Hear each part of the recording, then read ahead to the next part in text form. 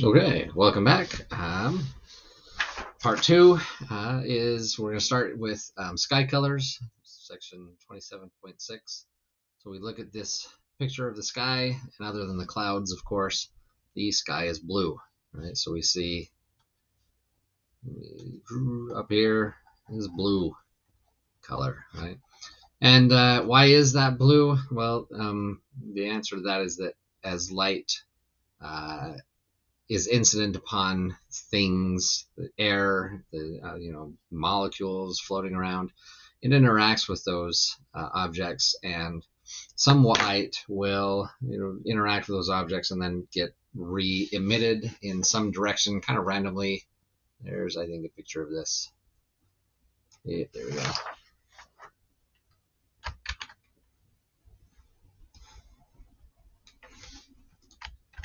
So as the light comes in, oops,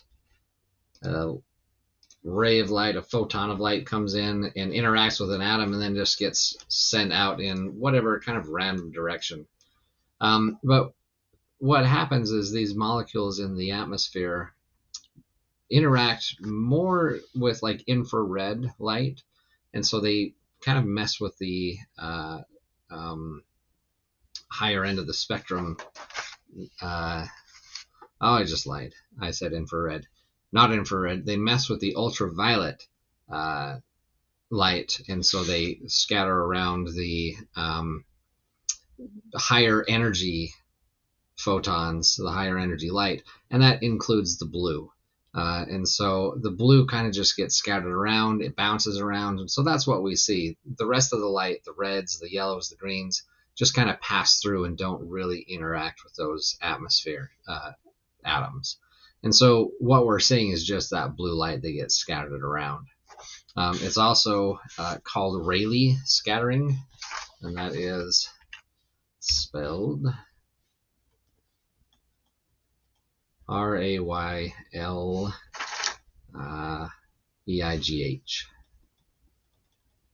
Rayleigh scattering.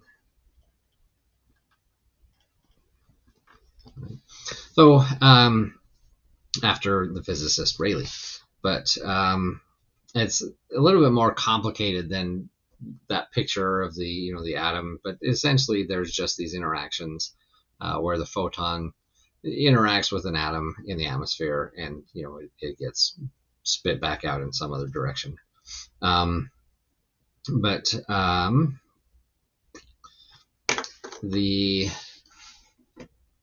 I think I showed you a picture of some bird of paradise last time.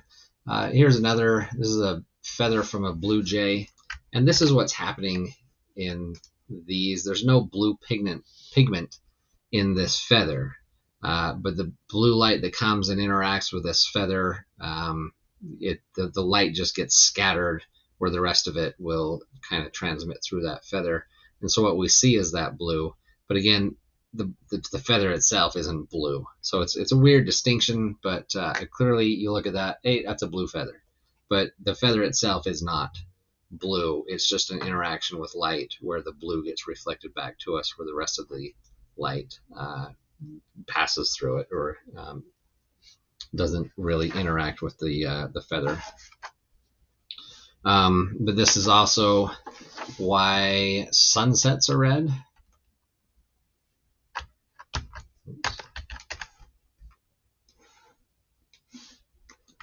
We get a nice mix of reds and yellows and oranges in the sunset, which incidentally are more beautiful the more pollution you have in the air. But you might get some purples and things like that. But the red and the yellows are because that blue light gets scattered, and so the red light, yellow lights, those things don't get scattered. But as they go through this transition from straight on into the Earth, say at noon, close to the equator, it goes through a very short amount of atmosphere, just this little length right there. But the sunset light, as you're whipping around, and this light it starts entering the atmosphere here, and it'll come in, and it's got to go a much further ways to get to us. So all the blues get scattered out. All the higher frequency ones, they bail out and get scattered.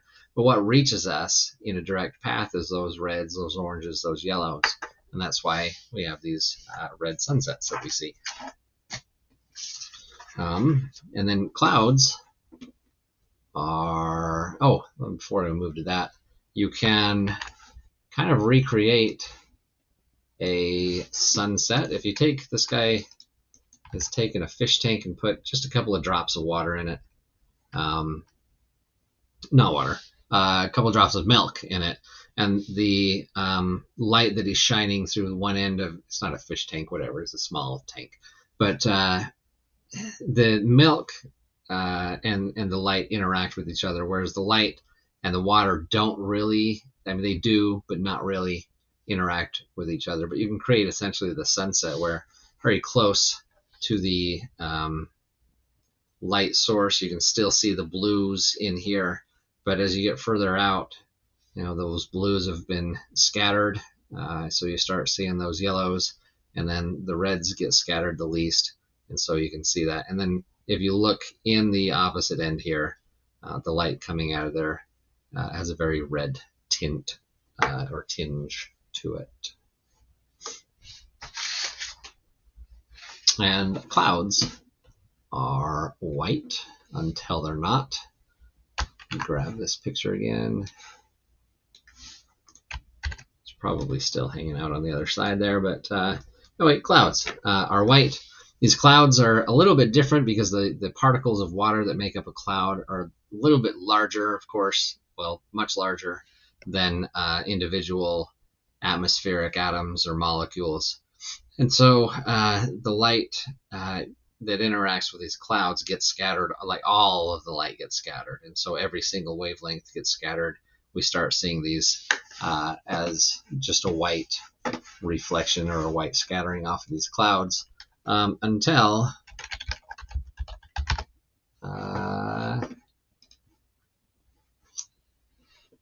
this.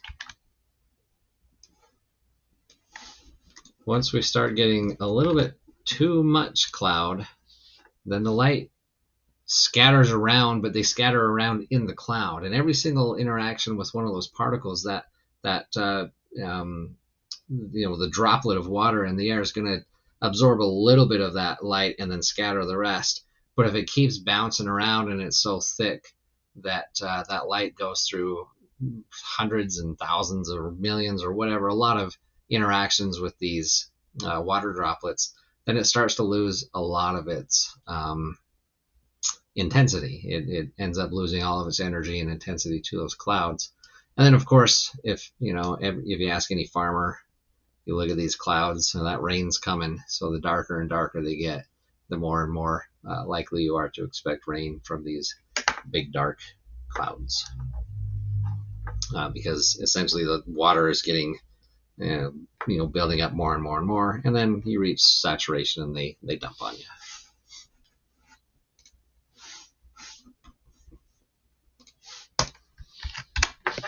All right, 27.7 is watercolors, but not like painting with watercolors.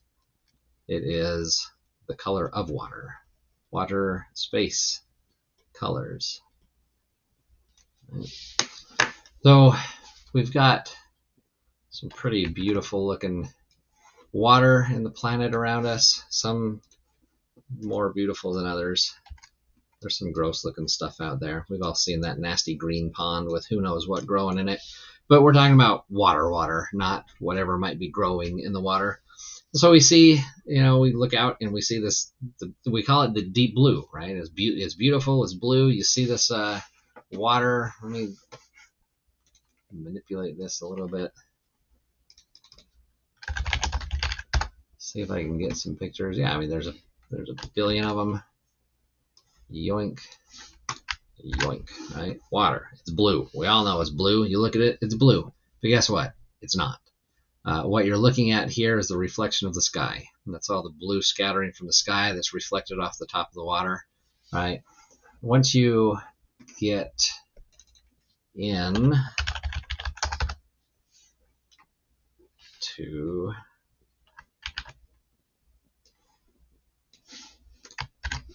it, water can not always look quite blue. This is more true to the color of water, is this kind of greenish color.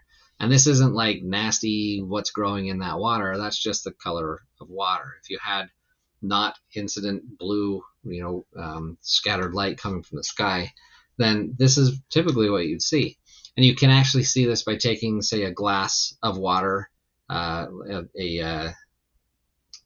those Pyrex dishes you make Jello in or whatever. If it's glass, you can fill it up and put a piece of white paper under it and then put it on, and the white's going to appear kind of a greenish blue instead of this very dark, deep blue that we see and associate with water.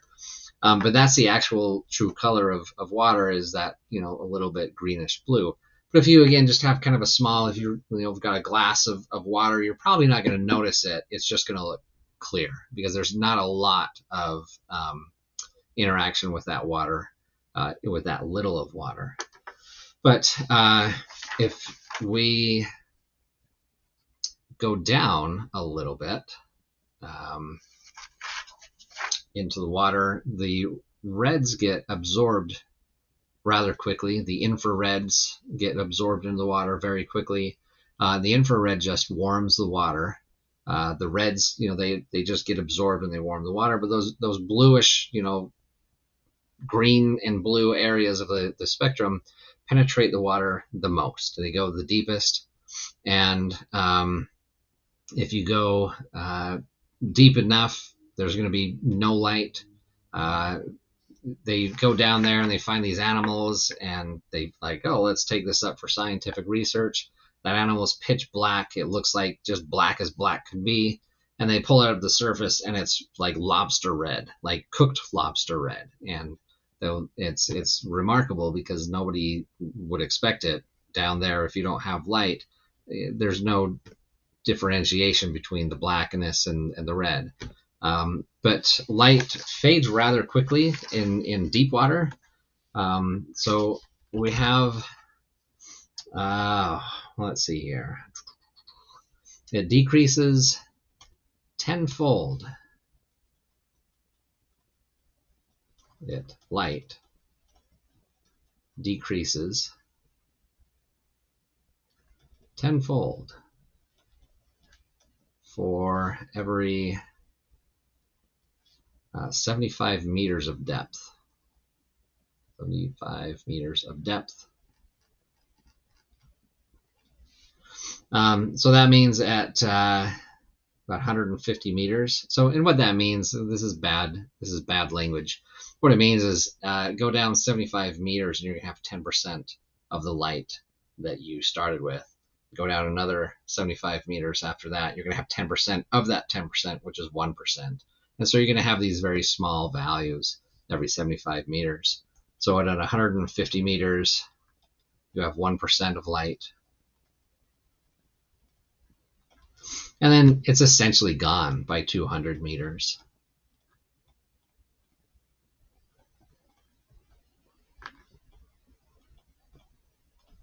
And that's not really that deep, right? We have buildings that are more than 200 meters in downtown Salt Lake. We have, humongous depths in the ocean where there's essentially just no light. But there's all these animals down there, and we get animals that create their own light. There's bioluminescent animals.